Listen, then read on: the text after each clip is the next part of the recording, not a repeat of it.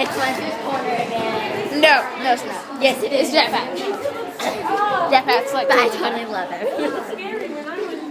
Oh wait, I've been. Apparently, she admits it. I don't care. I've been here before.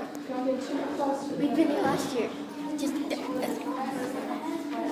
The best stick of ultimateness. see a mummy cat. This turn around over here. All right, I'm Mrs. Ewan. Mrs. Harrell is also here to help today. This is the humankind or the archaeology section of the museum. And now it has many objects from around the world, from different cultures, that are made by men. What are these objects called? Artifacts, great, okay. And that's what we're going to be looking at today, and at all the different clues. Now we're going to focus from here to here for the Native American artifacts. I'm going to give you a few minutes to just look around at the other artifacts that we won't have time to discuss. When the lights flicker, please come back. Look at these awesome rocks, bro. Who hit the glass? I am a duck. Luke. That looks like you.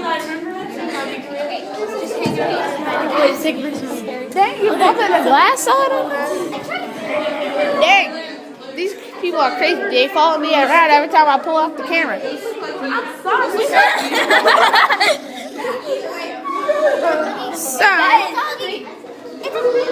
That looks like a pig. No, it's a dog. It's a dog, Jason. Why don't you can't get sleep? It looks like a pig. And this guy got shot with a bunch of arrows. Are you still recording? Well, yeah. This is episode 2. Oh, part 2. Are you gonna act part 2? Yeah. Are you gonna say part 1, part 2? Yep. Sup, I'm from the other video. Check out that video too. I already said that. No, I haven't. Yeah, check out Oh well, who part 1. What should I name it? Name it part 1, Night at the Museum, part 2, Night Night at the museum. Yeah. Can we spend the night here? Miss Janice, will we spend if we spend the night here, would these artifacts come to life? Like No, maybe. Like this. Everybody go to sleep. Now, Jason.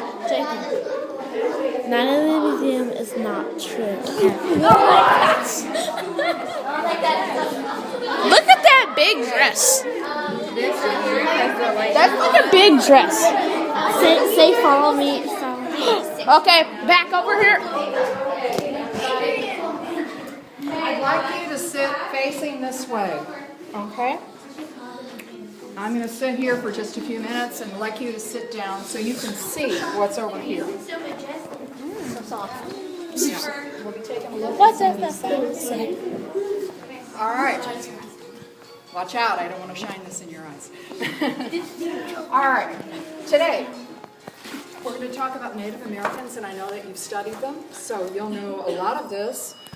The earliest Native Americans, Paleo Indians, are represented over here, and that's, of course, during the time of the last Ice Age, when the woolly mammoth died. In fact, and we talked about why it would have. I saw this recently at a museum, and the woolly mammoth was about twice my height, and 6 tons. I don't weigh 6 tons, so it was like a large elephant would be.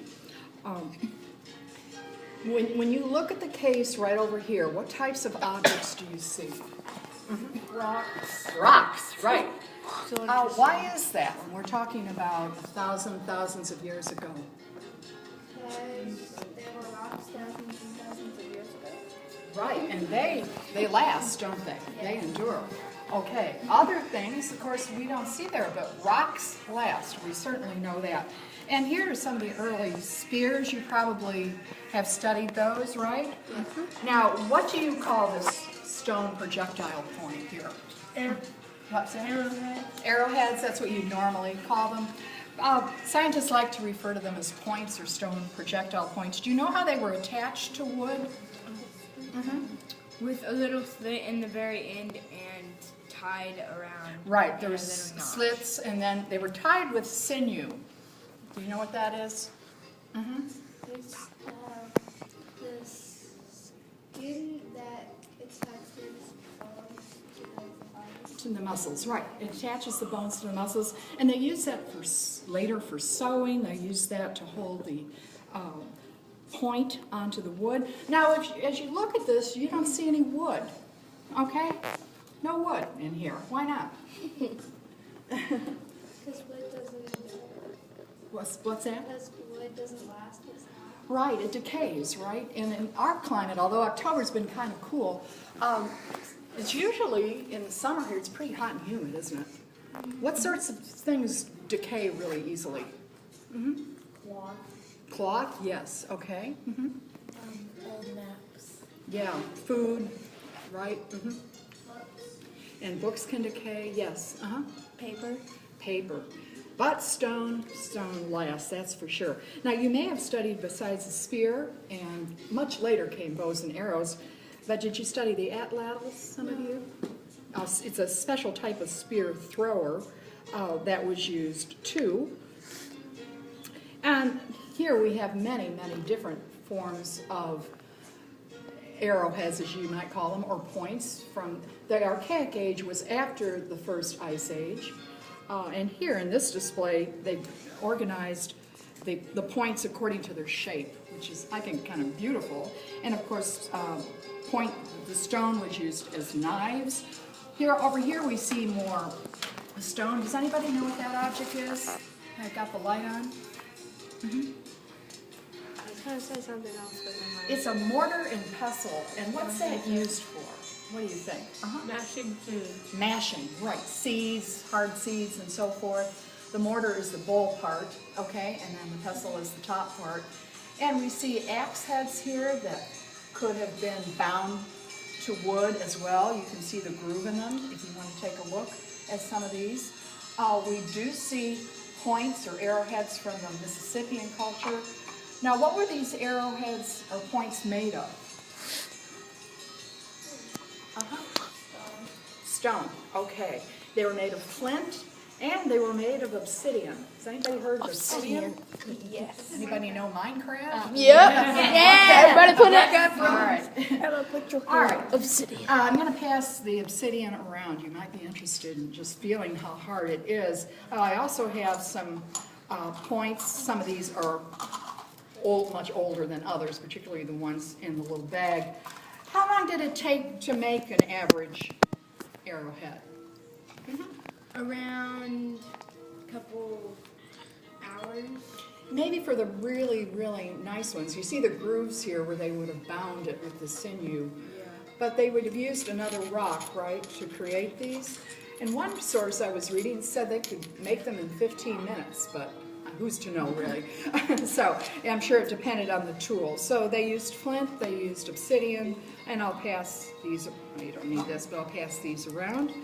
How many of you have arrowheads or points yourself? Yeah, they're fun to collect, aren't they?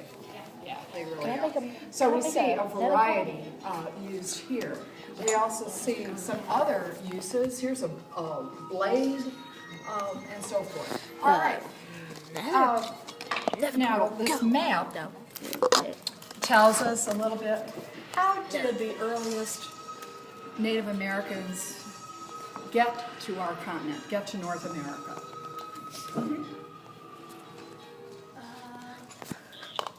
Want a little help? That's not a problem. The land bridge. The land bridge. Now, it's a little hard with this map to imagine going from here to there, right? But of course, the globe is round. And when you look at it this way, we can see where they could have been attached. There were glaciers then, there were ice masses, and because of that, the sea level was very low, and there was a land bridge about 600 miles wide that animals could walk across and people could walk across. And some scientists believe that early people actually lived on the land bridge for a long time before they ever came over into North America. No, these people are missing. Okay. At any rate, that's kind of an interesting way to look at it. I've seen it. Okay. We're going to, while I'm sitting here, we're going to take a look.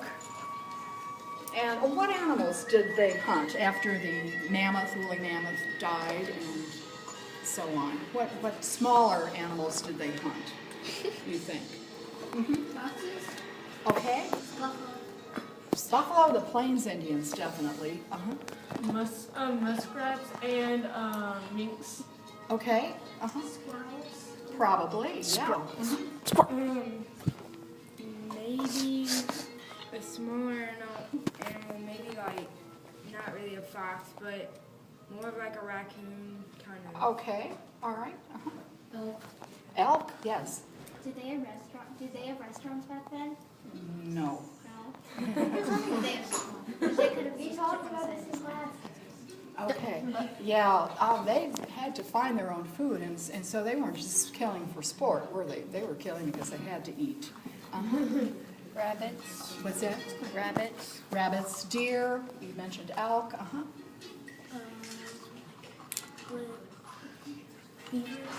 Okay, so yeah, they had to draw on a variety of items. Now we're going to take a look at the Plains Indians that you might be even more familiar with. The Plains Indians were right here between the Mississippi River and Colorado, and you may be more familiar with them. Now, as we look on the wall here, we're going to find lots of clues, We noticed over here with our earlier Native Americans, from the Paleo Indians to the Mississippi Indians, that stone lasted. And what lasted in the Angel Mounds? What lasted there? What are the mounds made of? Dirt. So dirt and stone, of course, lasted a long, long time. Now these are more recent, the Plains Indians, and we'll have to look for some clues. What do you think this artifact is right here? A baby carrier? Absolutely, it's a baby carrier. And what do you suppose it was made of? Buffalo hide. You are absolutely right. They use buffalo for everything. I think this might have been made of antelope, but they use buffalo hides too. It's pretty hard to tell. What parts of the buffalo did they use? They used everything. They did. Can you give us one example? The brain. Okay. The bladder, they use it for a watering can. Yeah, and they use the stomach to cook with, and for hot water. Yes. We don't need to know these things. What? The skin for clothing, for teepees. Yes. The signal. What? Part 2, Okay. part 3, right now. The hair.